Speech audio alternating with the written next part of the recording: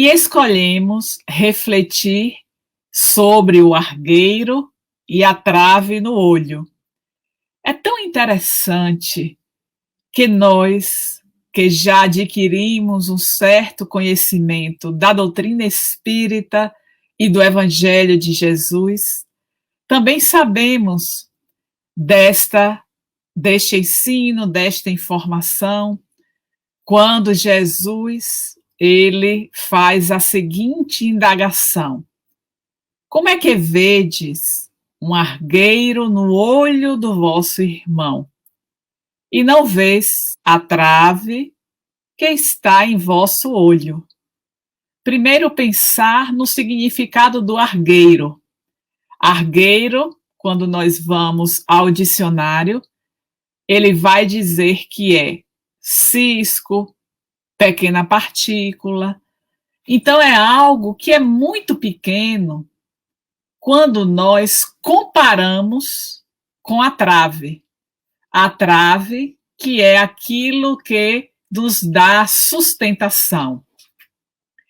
Quando Jesus trouxe essa fala, Allan Kardec, em O Evangelho segundo o Espiritismo, nos apresenta no capítulo 10, bem-aventurados os que são misericordiosos. O que Jesus quis dizer com esta bem-aventurança? Que feliz é aquele que não atira a primeira pedra no outro, que tem compaixão pelos equívocos do outro, que é indulgente com o seu próximo, que busca perdoar as ofensas. Então, é uma bela página do Evangelho segundo o Espiritismo que nós devemos buscar, inclusive para poder perceber o quanto estamos atentando para esta preciosa lição em nosso cotidiano. Um casal conversava após o jantar e o marido trazia o comportamento dos clientes que chegavam à esfera do trabalho, onde ele se encontrava junto com seus colegas, e que tinha uma cadeira que era colocada em determinado local, mas quando chegava o cliente em busca de atendimento, ele pegava a cadeira daquele local e levava para a frente de onde ele buscava o atendimento. E o marido fazia a narrativa do quão era impressionante que todos tiravam a cadeira do lugar, sentavam, conversavam, tinham o atendimento, mas que, após finalizar o que eles buscavam, eles se despediam, finalizavam a conversa, o diálogo, e se levantavam, não pegando a cadeira para poder botar de volta aonde eles pegaram. E ele foi trazendo algumas experiências vividas naquele dia e mostrando a sua indignação frente àquela postura. E daí a esposa, quando ele finalizou, disse: mas eu estou surpresa com o seu comentário. Aí ele: mas como surpresa? E aí ela diz: porque você aqui em casa é exatamente desta maneira como você está falando em relação aos outros. Você se levanta da mesa do jantar, a cadeira vai parar no meio da sala, você vai para o sofá e tudo você vai largando para que alguém, mais particularmente eu, venha a organizar todas as coisas. E aí ele é tomado pelo impacto de que, de fato, aquilo acontecia diariamente. Quando ele chegava em casa, ele ia tirando as coisas do lugar e não botava de volta. Então, esta é uma experiência que, se nós formos observar, em algumas circunstâncias nós também agimos semelhantes. Digamos, estamos fazendo as compras no mercado. É uma verdura que cai, é uma fruta que cai, ou não fomos nem nós que derrubamos, mas estamos vendo no chão. E o que nós fazemos? Deixamos lá e pensamos, mas quem foi que derrubou isso? Derrubou e não colocou no lugar. Então, são situações corriqueiras, contínuas, que está a acontecer, e nós que estamos de fora a julgar, a achar que, olha, ela derrubou e não colocou de volta. Eu estou vendo que ela fez isso, mas ao invés de julgar, já que ela saiu e deixou aquilo no chão, o que custa a mim chegar e pegar aquilo que está no chão e colocar no local apropriado? E aí vem exatamente esta reflexão de Jesus, que a benfeitora Joana de Ângeles também faz uma análise no livro Jesus e o Evangelho, à luz da psicologia profunda, no capítulo 12º, que é intitulado Julgamentos, onde ela faz o recorte desta passagem do Evangelho e vem dizer para nós que o ato de julgar é quase sempre muito perverso, porque o nosso julgamento nem sempre ele está permeado pelos valores éticos, pela disciplina, pela justiça, pela dignidade. Então, nós julgamos conforme é o nosso olhar, conforme é a nossa visão diante daquilo que é o ato exterior. E aí vamos pensar, nós estamos fazendo esta análise interior como aquele diálogo estabelecido entre o casal, quando ele relatava algo que a sua esposa percebia como um comportamento seu no cotidiano. Mas este olhar, o exterior, muitas vezes é para sinalizar a sombra que existe em nós e que ainda permanece de maneira oculta, que nós precisamos estar desvendando, desvelando, trabalhando. E este trabalho requer o movimento íntimo. E aí lembramos de um outro caso bem simples, quando também um casal conversava e a mulher dizia sobre a roupa da vizinha que era muito encardida. E ela falava, ela é preguiçosa, ou ela usa um sabão de péssima qualidade, mas olhe para essa roupa estendida. Passado alguns dias, ela observa que as roupas estavam limpas, e aí ela diz, mas a vizinha tomou vergonha. Ela agora lavou bem as roupas, ou mudou o produto, o sabão, que estava utilizando. Quando o esposo diz, não fui eu que lavei. Aí ela toma aquele susto e diz, você lavou as roupas da vizinha? E o marido responde, não. Eu lavei as janelas da nossa casa. Ou seja, nós temos uma ótica no nosso olhar que está distante daquilo que de fato está a acontecer. Vamos pensar que, principalmente as mulheres, nós nos olhamos no espelho quando vamos pentear o cabelo, quando vamos usar uma maquiagem, quando vamos escovar os dentes. Só que quando nós olhamos no espelho, o que nós vemos é o que está à nossa frente. Quando nós olhamos o outro, nós podemos olhar em qualquer direção, pela frente, por trás, pelo lado, pelo outro lado. Então, é nisso que muitas vezes nós não estamos atentos, porque se Neste momento eu só consigo olhar para mim de frente, e quando o outro está andando, eu vejo se ele anda certo, se ele anda torto, se ele manca. Então, são condições de uma análise daquilo que está à nossa frente.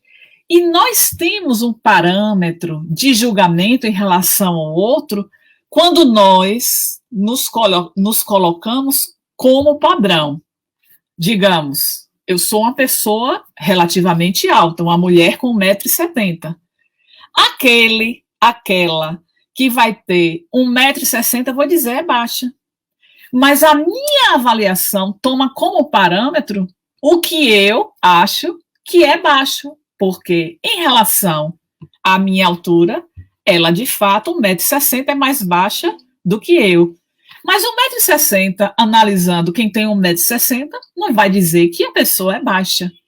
Então, eu vou estar neste parâmetro de julgamento com relação a mim, que é mais gordo, que é mais magro, que é mais fraco, que é mais forte, que é mais feio, que é mais bonito. Então, toda esta avaliação, este julgamento que eu faço em relação ao outro é com relação ao parâmetro que eu utilizo, que é o meu olhar. Então, eu tenho um padrão de beleza, que é diferente do padrão de beleza que Lina tem. Então, quando Lina faz uma avaliação desse padrão de beleza, ela faz sob a ótica dela, que é diferente do parâmetro de avaliação que eu faço, porque somos pessoas diferentes, mas a medida ela é utilizada por mim. Mas nós temos também outros julgamentos que fazemos em relação ao outro, que é no que diz respeito ao modo de ser, se ele é inquieto, se ele é mais tranquilo, se ele é mais agressivo, menos irritado, mais comunicativo. Então, todo este padrão é conforme o julgamento que eu estabeleço. Então, quando Jesus disse, não julgueis para não serdes julgados, esta fala de Jesus antecedeu ao que ele disse sobre o argueiro e a trave. E aí nós lembramos de Bauman, quando faz uma avaliação da sociedade líquida ao qual nós vivemos, onde tudo se esvai, inclusive a questão do próprio julgamento. Então, se eu tenho o meu parâmetro de avaliação, isso não significa que aquilo que eu aponto é errado, é correto. Vai de acordo com o meu parâmetro de avaliação. Digamos que alguém faz uma publicação na rede social. O olhar de quem vai fazer aquele julgamento vai ser de acordo com aquilo que eu acredito, que eu cultuo, que eu acho que é certo ou que é errado. Daí nós vamos ver o quanto nós passeamos por essa esfera do julgamento e muitas vezes até condenando o outro, quando na verdade esta condenação ela vem conforme aquilo que eu considero no outro que deveria ser diferente. O que acontece? Digamos que nós estamos no trânsito e alguém nos dá uma fechada. Numa fechada que o sinal está impedindo de eu seguir a minha caminhada, eu me irrito, eu desço do carro, eu vou discutir com o outro. Eu vou ter a minha justificativa por ter tomado aquela atitude. Eu vou julgar o outro que me fechou e isso vai me dar a possibilidade de levantar, de brigar, de entrar em conflito, porque eu tenho a minha verdade. Mas o outro também vai ter a sua verdade. Estamos falando de uma questão de trânsito que, às vezes, esse fechar, ele vem por uma questão de imprudência, por não dirigir bem. Então, o outro também vai ter a sua justificativa. E o que acontece no julgamento? Nós sempre achamos que o outro deveria agir de maneira diferente. Então, se ele me fecha, mas ele não poderia ter me fechado. Ele deveria ter seguido o fluxo dele sem impedir a minha caminhada. Então, cada um de nós vamos ter este padrão de julgamento. E aí nós temos o cisco e a trave. Podemos observar que nós próprios, em algum momento, temos o cisco e temos a trave, porque ainda somos imperfeitos e ainda estamos a nos equivocar. E aí lembramos de uma mensagem que está no livro Palavras de Vida Eterna, psicografia de Chico Xavier através do Emmanuel, no capítulo 35, que é intitulado Observemos Amando. Emmanuel vai trazer sobre este exagero que é o nosso julgamento de prováveis questões que estão no nosso íntimo. E aí vamos ver que o próprio Jung, tratando na questão da psicologia, vai dizer que nós vemos no outro a sombra que está oculta em nós. Não é verdade isso? Por que nós conseguimos enxergar no outro? Nós só enxergamos aquilo que de fato está em nosso mundo íntimo. E aí vem, mais uma vez, eu trazendo a questão 919A, que é a fala de Santo Agostinho, que é um roteiro seguro para que nós possamos trabalhar o nosso cisco e a nossa trave. Porque quando nós nos questionamos, alguém tem motivos para se queixar de mim? Esse questionamento é um alerta. Porque se eu respondo afirmativamente, isso significa que eu estou tendo atitudes que denotam a presença da trave em mim. E isso eu vou também conseguir visualizar no outro. Então, é necessário que eu possa, de fato, estar trabalhando essas fraquezas. E isso vai ser possível quando, de fato, eu conseguir levar a prática da visualização do nosso mundo íntimo, do meu mundo íntimo, com estes questionamentos que vão estar respondendo a respeito da minha conduta e a conduta que vai apontar as minhas fragilidades, como também aponta as minhas potencialidades. E aí lembramos do evangelista Mateus, quando ele faz a narrativa no capítulo 13, versículo 13. E eis que o semeador saiu a semear. O que é este sair a semear? É sair do nosso mundo íntimo, do nosso mundo íntimo, onde identificando as nossas fraquezas, nós vamos estar fazendo o movimento para sair daquele ponto que ainda é um ponto a melhorar em nossa conduta, que não é uma recomendação que o Evangelho de Jesus aponta para cada um de nós.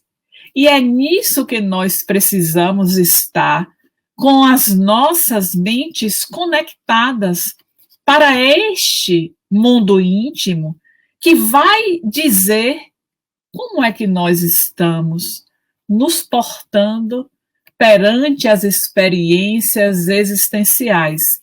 Então, ao invés de julgar alguém que provocou algum tipo de inquietação em meu mundo, alguém que fez algo que foi muito desagradável, uma experiência que foi desafiadora provocada pelo outro. Quando isso acontece, o que é comum na nossa maneira de ver a situação? Ah, mas ele fez isso comigo.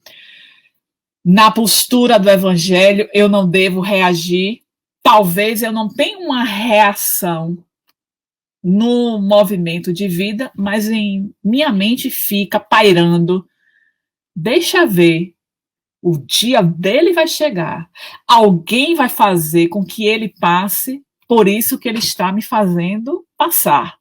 Então, ao invés de estarmos com a nossa mente trazendo ideias que são distantes no que diz respeito ao Evangelho de Jesus, é preciso ter uma visão otimista frente àquele que está enfermo, que necessita da nossa compaixão, da compreensão de que estamos vivendo aquela experiência por necessidade de amadurecimento, que é preciso estar se libertando daquilo que é a nossa condição, ainda em processo de amadurecimento, e que não permite que eu possa agir de maneira diferente. Eu tenho essa limitação. Muitas vezes, nós, nessa vivência da casa espírita, nós julgamos a atitude do outro. Ah, mas ele é um trabalhador da casa, está agindo daquela maneira. Antes de tudo, ele é espírito em processo de amadurecimento e que carrega as suas mazelas. Porque seria muito fácil se todos já estivessem em um patamar acima em seu processo de amadurecimento, não estaríamos habitando o mundo de provas e expiações, mas nós ainda temos as nossas imperfeições e julgamos as nossas imperfeições, reconhecemos os nossos equívocos ou só estamos com este olhar diante das dificuldades do outro, diante da queda do outro? Aí, vou bater no ombro, tá vendo aí você? Você, expositor espírita, e fez isso ou aquilo? É o julgamento. Nós não estamos na postura do outro, na vivência do outro, não sabemos por quê, o que motivou ele a agir daquela maneira. Então, é necessário essa busca incessante, porque através do autoconhecimento, nós vamos inclusive perceber, puxa, hoje eu fiz um julgamento de Marisa que não era para ter feito. Aí eu reconheço. Aí eu não vou criar expectativas em relação ao outro. Porque se eu compreendo a condição que o outro está e que aquilo que ele fez foi o que ele tem condições de oferecer para mim, aí a nossa caminhada vai ficando mais leve, porque eu não crio expectativas e cada vez mais eu vou julgar menos, eu vou esperar menos. Com a queda do outro, eu vou estender a mão para auxiliá-lo e não julgá-lo. Olha aí, ó, tá vendo? Caiu, hein? Esta é ainda a nossa condição frágil. Mas estamos aqui. Estamos a todo instante ouvindo esta recomendação de Santo Agostinho, que pode parecer bastante repetitiva, mas posso afirmar que ainda não é vivenciada como deveria. Hoje eu cheguei muito cansada das minhas atividades do dia a dia. Amanhã eu faço. Amanhã aparece uma situação desafiadora. Eu deixo para o dia seguinte. E nisso, no dia que eu estou mais leve, mais descansada, aí eu vou e faço. Só que eu perco a oportunidade, inclusive, de refazer o meu equívoco. É claro que quando eu me retrato perante o outro, não importa que tenha sido demorada esta retratação, eu já estou dando um passo adiante, mas eu poderia fazer mais cedo. Então, é tão importante essa busca, essa viagem interior, porque ela só trará benefícios em nosso processo de crescimento, em nossa maturidade espiritual. Por que nós estamos, neste momento, um domingo, entre a manhã e a tarde, parando tudo que nós estamos fazendo e adentramos o ambiente da casa espírita? Há uma motivação para essa busca. Certamente não fomos à casa espírita porque hoje era dia do café, era dia do almoço, era dia. A casa espírita não é um clube como fala Manuel Filomeno de Miranda. Não é o local para os encontros sociais. Fazemos isso porque vivemos num mundo de interação e é claro que quando nós encontramos com o outro, nós vamos interagir. Mas a casa espírita, esse ponto de luz, ela vai estar oferecendo para nós a oportunidade do despertamento, para que a nossa consciência fique alerta e se porventura eu estava passando com o meu prato do café da manhã e deixei derrubar do salão, não vai ver o sorriso, olha, deixou cair. Não vai haver a crítica, o julgamento, e sim, ninguém deixa cair do acaso um prato que vai sujar o ambiente. Então, nós estamos fazendo um julgamento por uma esfera exterior, quando tudo é muito mais profundo. E aí vamos lá no livro Fonte Viva, capítulo 113, quando Emmanuel ele faz uma análise deste trechinho do Evangelho de Jesus, que fala do argueiro e da trave. Aí Emmanuel vem comentar o quanto é necessário nós habituarmos o nosso olhar à procura daquilo que é o melhor. E o que é o melhor? O que é o bem para todos? O que é nós sairmos desta postura de juízes? Nós somos juízes da vida alheia, mas não estamos com o mesmo peso julgando as nossas atitudes. Então, somos, de fato, severos, conforme afirma a benfeitora Joana de Ângeles, severos em nossos julgamentos, porque estamos, de fato, na exteriorização do outro, julgando a si mesmos. Já paramos para refletir a esse respeito? Sim, porque é um julgamento. E aí nós nos recordamos de uma belíssima mensagem, estou mais uma vez trazendo, uma história que é narrada no livro Jesus no Lar, capítulo 34, intitulado A Serva Escandalizada. Estava em reunião na casa dos discípulos quando Dalila fez um comentário de que em praça pública ela foi massacrada por comentários de publicanos. E aí Jesus no Lar, é um livro que mostra narrativas de situações que nós vivemos no cotidiano, e Jesus sempre vai trazer uma história para poder ilustrar aquilo que trazemos como inquietações. E aí Jesus vai trazer a história de uma serva que ela estava querendo alcançar as esferas superiores e pediu aos anjos que lhe apresentassem, na experiência corpórea, oportunidades de alcançar essas esferas superiores. Então, a primeira atividade que ela foi designada era para auxiliar a dois homens que haviam se embriagado em determinado local. E aí ela foi na tentativa de cumprir a sua tarefa.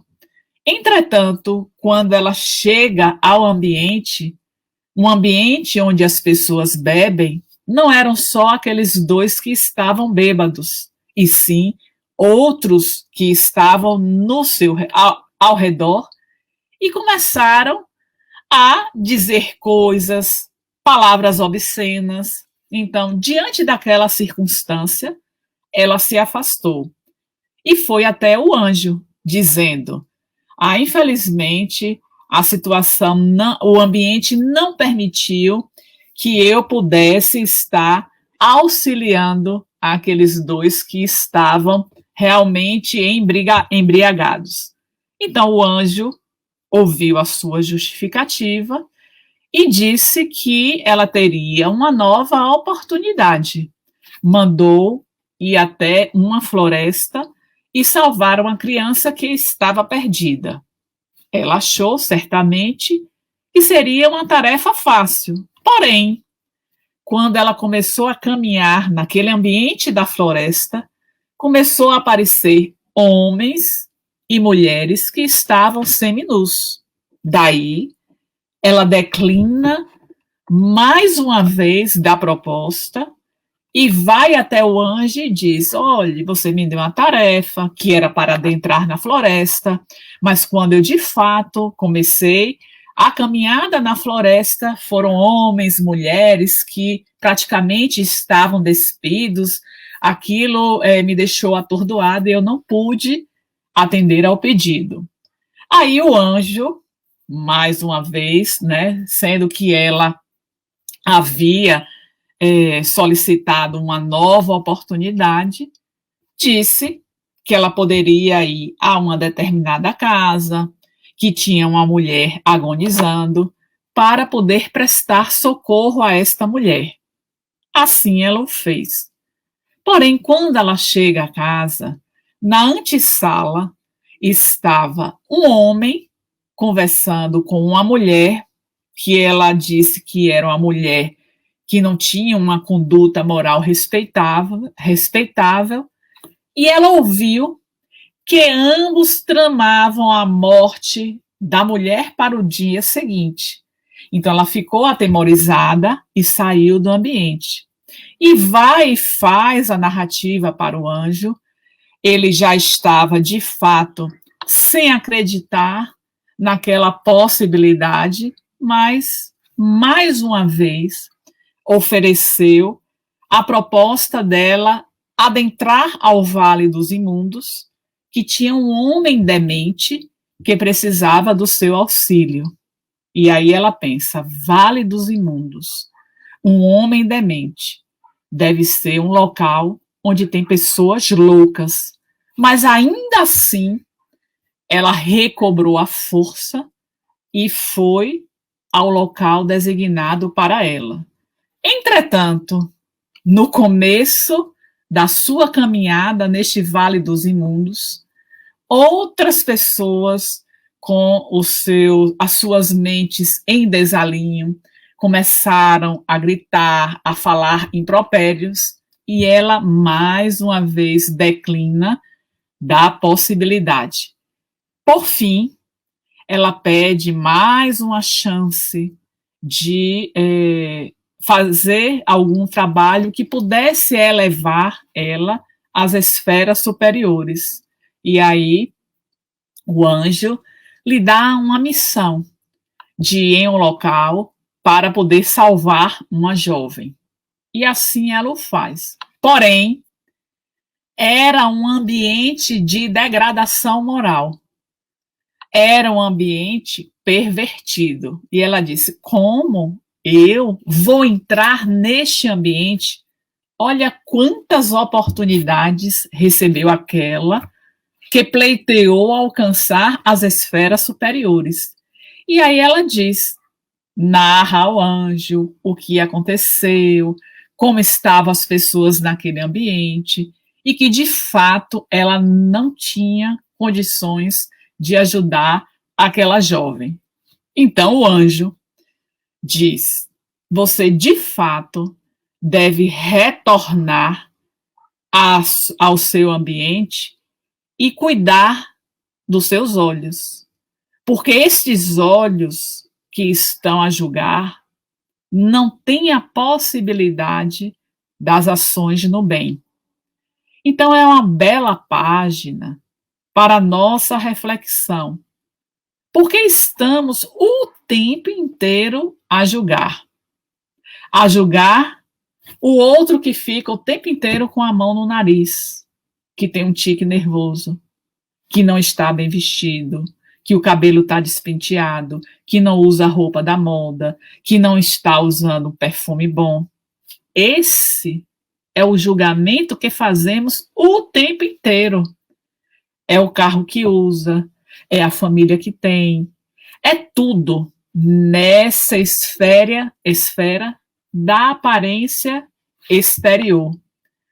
E aí vamos nos recordar de alguns personagens que foram julgados aparentemente por essa esfera exterior, mas que Jesus acreditou. Maria Madalena, a mulher que era uma mulher dedicada à vida fortuita. Só que Jesus, quando ela aparece diante dele, modifica todo aquele panorama. E o que Jesus pensa? Não. Ela, de fato, tem esta possibilidade de espalhar a vida, a ressurreição. Porque a aparição de Jesus após o terceiro dia da sua morte foi para mostrar para nós que a sua experiência não se findou com a crucificação, e sim que ele veio mostrar a ressurreição, que é vida. Então ele encontrou em Maria Madalena esta oportunidade de vida. Por que não falar de Saulo, o doutor da lei, defensor de Moisés? Mas onde Jesus foi encontrar Saulo? Na estrada de Damasco. E por que Jesus foi ao seu encontro? Porque Jesus disse: Saulo, Saulo, por que me persegues? Porque Jesus sabia do potencial daquele defensor da lei mosaica para que pudesse ser um divulgador do seu evangelho. Zaqueu, aquele cobrador de impostos, que quando tomou conhecimento que Jesus passaria pela cidade, ele, um homem de estatura baixa, que diante da multidão não conseguiria ver Jesus, sobe em uma árvore. E quando Jesus está passando por onde Zaqueu está, ele olha para Zaqueu e diz: desce, Zaqueu, porque hoje hei de pousar na tua casa. Mas aos olhos exteriores, Zaqueu era aquele cobrador de impostos. Mas Jesus acreditou no seu potencial de trabalho e o resgatou, porque sabia do quanto ele era capaz de oferecer o seu potencial de trabalho. Vamos lembrar de Pedro, Simão Pedro, aquele discípulo inconstante, carrancudo, mas que Jesus sabia do seu potencial de cuidar dos enfermos, dos desvalidos, e que apesar de ter dito que ele o negaria 3 vezes, sabia que Pedro seria o grande divulgador do teu evangelho. Então, quantos de nós, ainda hoje, estamos a julgar o nosso próximo, por todas essas atitudes exteriores. Nós, muitas vezes, estamos escondendo aquilo que vamos desvelar no modo de ser do outro, que não precisava da nossa voz, da nossa postura para mostrar as suas fragilidades. Fragilidades que nós mostramos do outro e que também residem em nosso mundo íntimo. Então, quando nós fazemos uma retrospectiva desse nosso querido Mestre Jesus, vemos que em todo o seu evangelho, ele não julgava a quem quer que seja, mesmo diante de todas as aparências exteriores que cada um demonstrava pelo seu modo de viver. E o que Jesus fazia? Ele sempre oferecia a oportunidade. E certamente que muitos aproveitaram aquela chance que Jesus estava a oferecer como oportunidade única para a sua libertação. Muitas vezes, nós estamos fazendo desvelar no outro aquilo que é a infelicidade que habita o nosso mundo íntimo.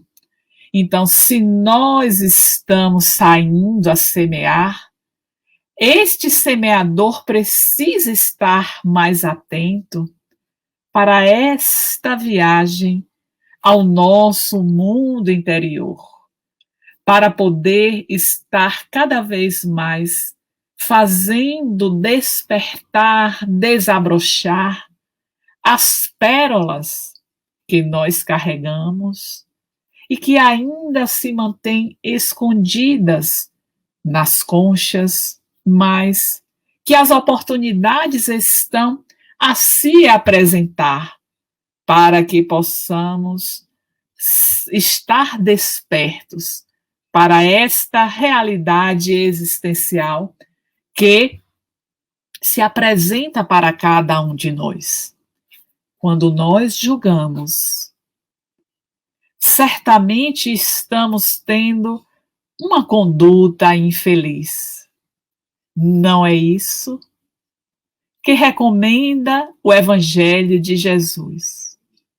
E não podemos deixar de lembrar aqui aquela cena na praça pública, quando todos aqueles homens carregando as pedras na mão apresentaram a Jesus a mulher que havia sido pego em adultério. E Jesus não julgou aquela mulher, apenas disse: aquele que estiver sem pecado, atire a primeira pedra. Quem daqueles homens não tinha se equivocado?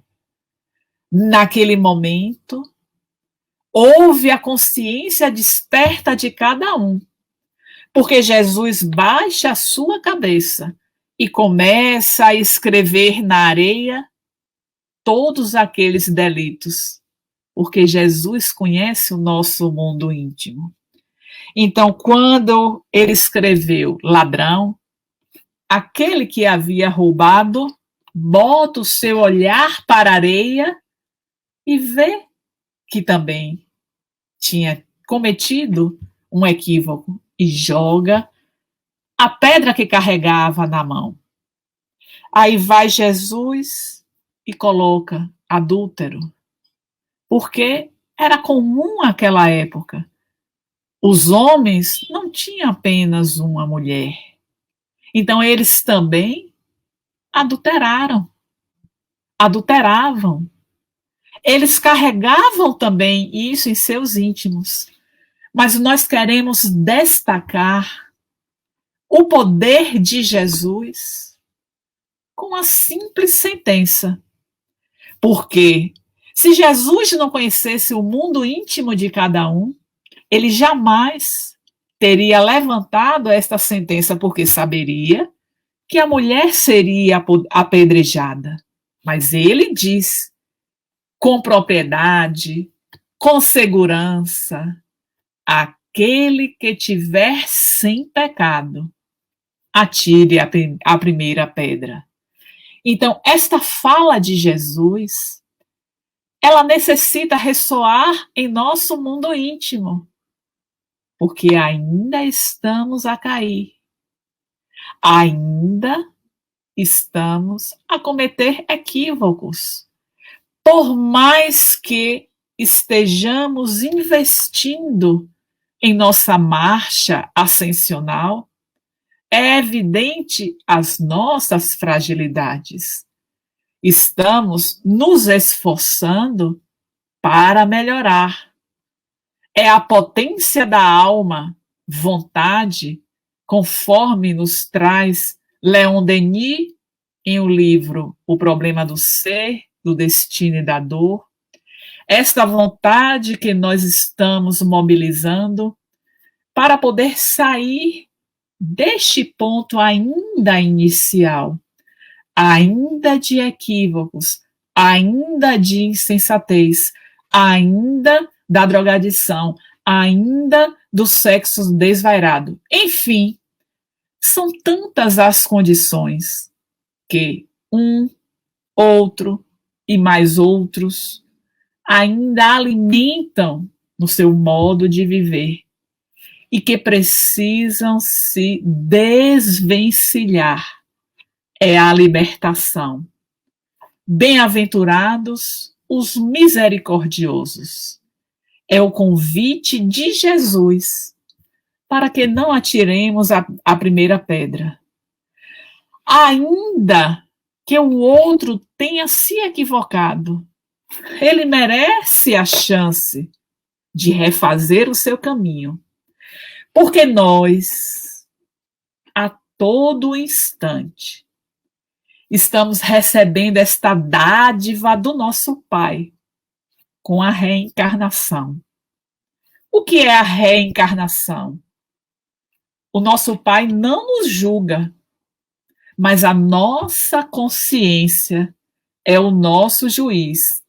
Daí eu reconheço que eu preciso refazer alguns percalços, algumas caminhadas equivocadas que eu tive por inconsciência, por insensatez. E aí vem o pai e diz: você terá a chance agora. E eu fico cheia de vontade de vencer, acolhendo as propostas que me são apresentadas, porque eu considero que serei vitoriosa. Entretanto, quando nós mergulhamos na experiência, começamos a nos deparar com as dificuldades. Começamos a apresentar as nossas fragilidades. Mas o Evangelho de Jesus é este roteiro pleno que está a todo instante a nos questionar: como é que vês o argueiro no olho do vosso irmão e não vês a trave que está em nossos olhos? Então nós precisamos sair hoje daqui com a proposta de identificar quais são as traves que nós carregamos. E neste processo de identificação, começar a investir para poder retirá-las da nossa caminhada. Porque enquanto tivermos traves, muitas vezes essas traves estão escondidas em nossa sombra, não teremos a possibilidade, ainda estaremos a julgar e sem a possibilidade do refazimento. Porque somente com a tomada de consciência, com o despertar, é que conseguiremos seguir avante. Estamos vivendo em nosso país um momento político, onde cada um tem as suas preferências. Vamos respeitar. Por que julgar o outro perante uma atitude que foi a escolha dele?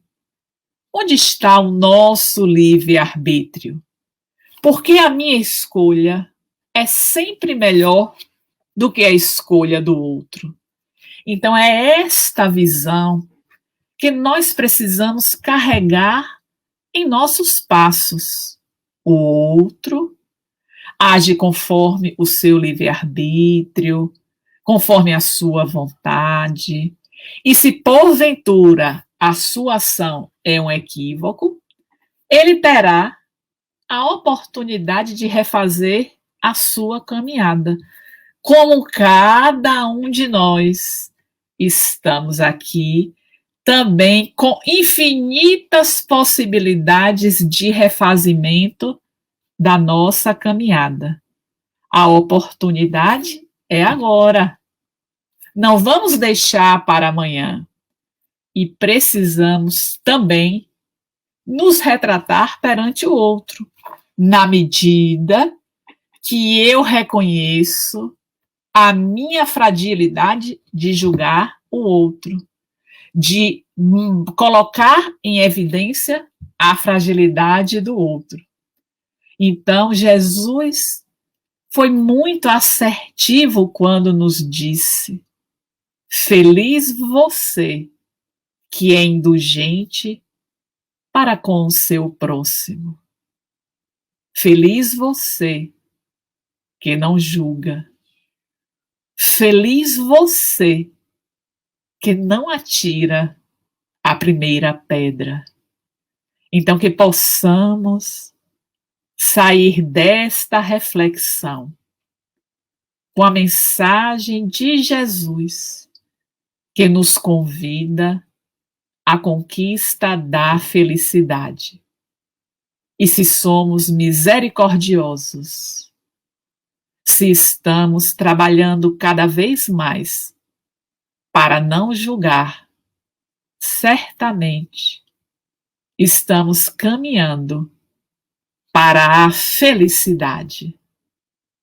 Queridas irmãs, queridos irmãos, vamos ser felizes e podemos, a partir de agora, agindo mais na direção do bem e cada vez mais se trabalhando para não julgar.